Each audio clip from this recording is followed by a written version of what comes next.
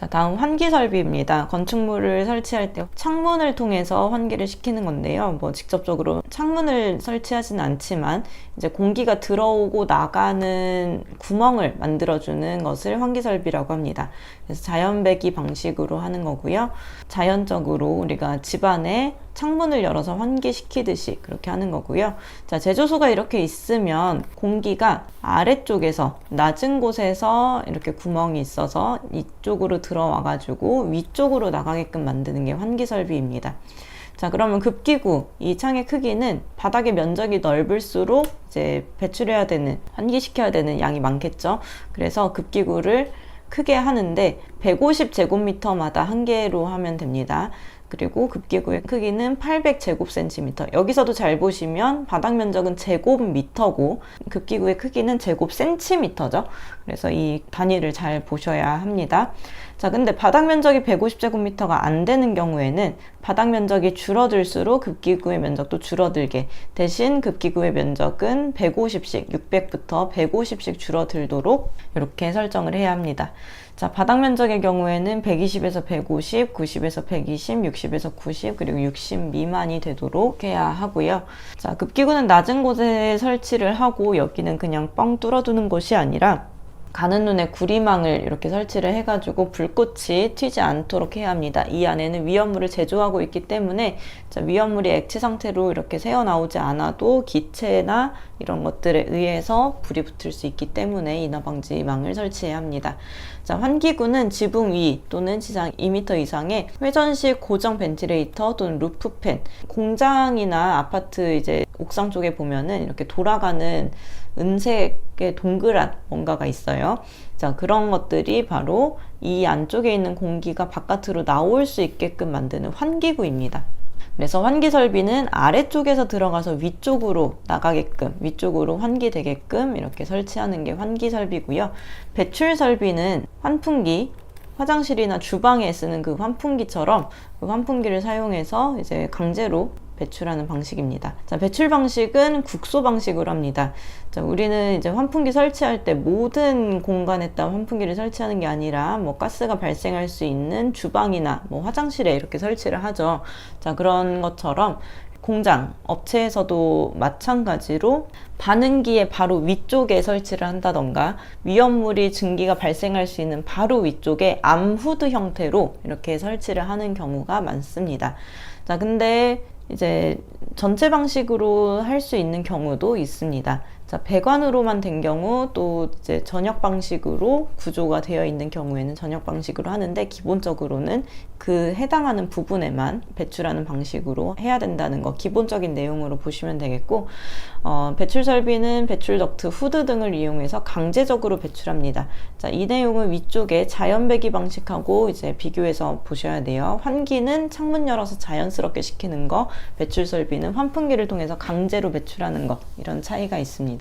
자, 그럼 이 배출 설비, 환풍기의 능력은 얼마나 돼야 되냐? 배출 양소 용적에 곱하기 20을 한 이상으로 해야 합니다. 전역 방식의 경우에는 바닥 면적 1제곱미터당 18세제곱미터 이상으로 해야 하고요. 그러니까 곱하기 18세제곱미터를 해야 된다는 뜻이겠죠. 자, 여기서는 급기구가 높은 곳입니다. 환기 설비에서는 낮은 곳이었죠. 자, 급기구는 높은 곳에 설치하고 인화방지망을 설치해야 하는데, 자, 오른쪽에 있는 고인화점 위험물은 인화점 100도씨 이상인 사료 위험물이라는 거 보고 넘어갈게요. 자, 배출구는 지상 2m 이상의 연소의 우려가 없는 곳에 설치를 하고 배출 덕트가 관통하는 벽 부분에 방화 댐퍼를 설치해야 된다. 고정식 벤틸레이터, 뭐 루프팬 방식 이런 것이 아니죠. 방화 댐퍼를 설치해야 합니다. 자, 배풍기는 강제 배기 방식으로 해야 하고 대기압 이상이 되지 아니하는 위치에 설치를 해야 합니다. 그래서 이런 식으로 뭐 급기구, 배기구 비슷한 용어가 다른 장소에서는 어떻게 쓰이는지 정리를 해 두실 필요가 있습니다. 자, 5개 설비의 바닥, 여기에서 5궤가 나왔다고 해서 뭐 5개 저장소라던가 5개 탱크 저장소를 생각하지 않으셔야 하고요. 여기는 제조소입니다. 자, 제조소가 바깥에 있을 수도 있어요. 설비가 바깥에 설치가 되어 있는 그런 정유회사 같은 곳이고요. 5궤에서 액체 위험물을 취급하는 경우에 바닥은 바닥둘레 높이 0.15m 이상 별표 쳐두세요. 턱의 높이가 0.15m 이상인데 다른 공간에서는 0.1m가 됩니다. 제조소는 0.15m입니다. 자, 콘크리트 등에 스며들지 아니하는 재료로 해야 하고요. 그리고 집유 설비를 해야 합니다.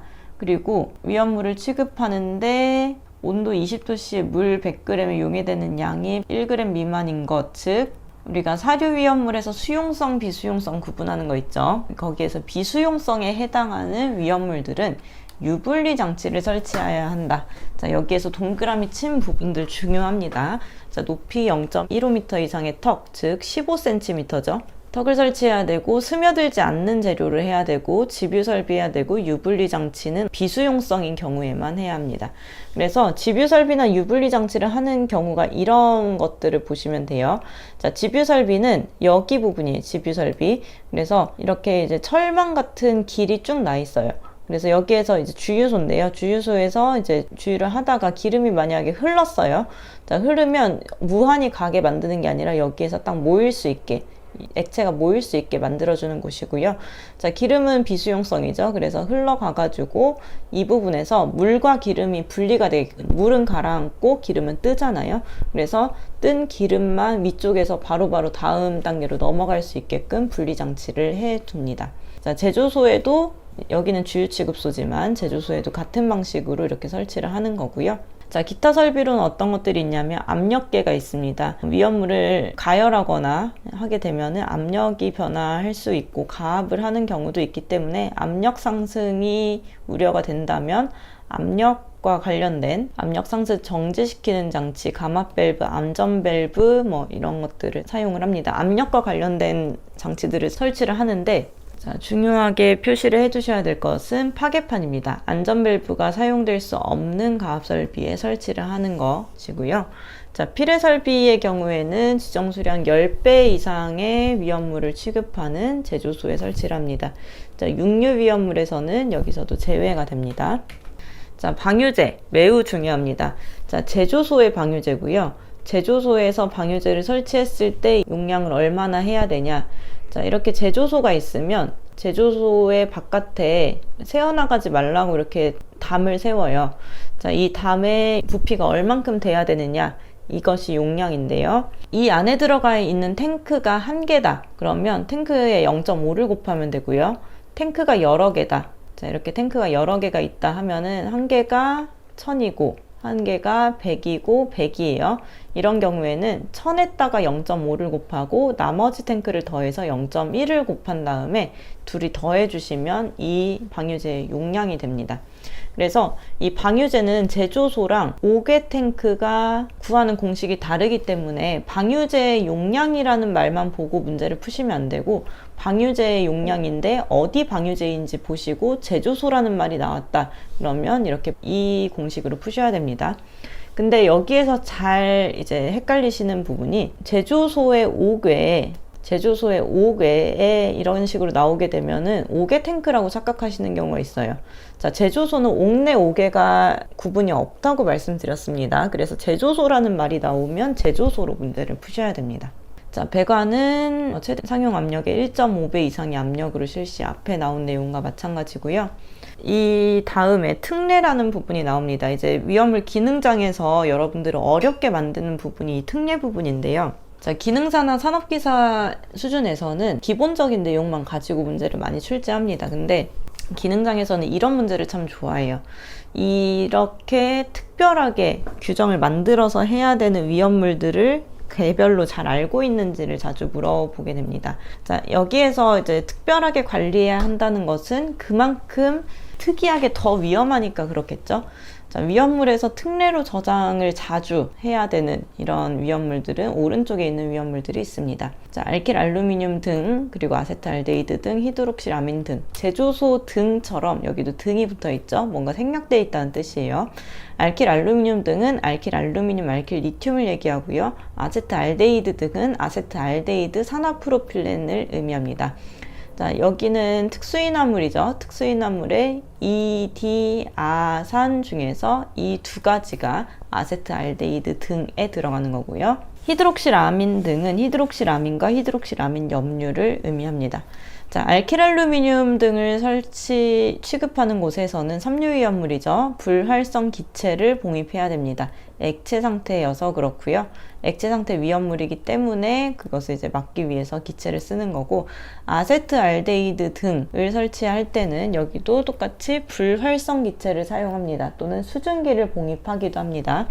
자, 알킬알루미늄 등은 금수성 물질이기 때문에 여기서는 수증기가 안 들어가죠. 수증기가 안 들어가지만 아세트알데히드 등은 이제 수용성이기 때문에 불활성 기체 또는 수증기를 이제 봉입하는 장치를 갖출 것 이렇게 되어 있고요. 또 여기에서 중요한 것은 은, 수은, 동, 마그네슘을 사용하면 안 됩니다. 자, 여기에서 동은 구리예요, 구리. 그래서 동이 구리라는 말로 바꿔서 나올 수 있으니까 잘 적어 두시고요. 아세트알데히드 등의 이것을 사용하게 되면 이 금속들이 아세트알데히드 등하고 반응을 해가지고 아세틸라이드를 형성하면서 폭발하게 됩니다. 부식과 폭발을 하게 되기 때문에 이 장치를 사용해서는 안 됩니다. 자, 아래쪽의 내용은 넘어가도 되겠고요. 히드록실아민 등 오류 위험물입니다. 히드록실아민 등을 설치하는 곳에는 이 요구하는 이상의 안전거리를 두어야 하는데 이 공식을 한번 이제 살펴보시면 좋습니다. 히드록실아민 등의 이제 안전거리를 설치할 때 이 공식을 통해서 하지만 문제에 자주 나오는 그런 공식은 아니고요. 주의해서 다음 기준에 정하는 담 또는 토제, 히드록실아민을 저장할 때 담에 대한 내용입니다. 자, 담은 2m 이상 떨어진 장소에 설치해야 되고요. 토제의 높이는 히드록실아민 등을 취급하는 부분의 높이로 해야 합니다. 자, 높이 그리고 거리, 담 또는 토제의 거리는 2m, 높이는 그 취급하는 부분의 높이, 담의 두께는 15cm 이상의 철골 콘크리트조, 또 두께 20cm 이상의 보강 콘크리트 블록조. 그래서 어떤 재질이냐에 따라서 두께를 알아두셔야 됩니다. 철근이나 철골철근은 15cm, 보강 콘크리트는 20cm. 토제의 경사면의 경사도는 60도 미만입니다. 자, 담은 보통 이제 콘크리트로 하는 거고 토제는 흙으로 쌓는 거예요. 그렇다 보니까 흙을 반듯하게 90도로 이렇게 쌓을 수는 없기 때문에 경사도를 60도 미만으로 하는 거고요. 둘 다 이제 흘러나가지 않게끔 막아주는 그런 역할을 합니다. 자, 제조소의 안전거리가 이제 3m, 5m, 10m, 20m, 30m, 50m 이렇게 돼야 된다고 말씀을 드렸는데 땅이 한정되어 있다 보니까 이게 꼭 지켜지기는 어려울 수 있다고 말씀드렸죠. 자, 안전거리를 단축할 수 있는 곳은 10m, 30m, 50m에 해당하는 이 부분에 대해서 안전거리를 단축할 수 있습니다.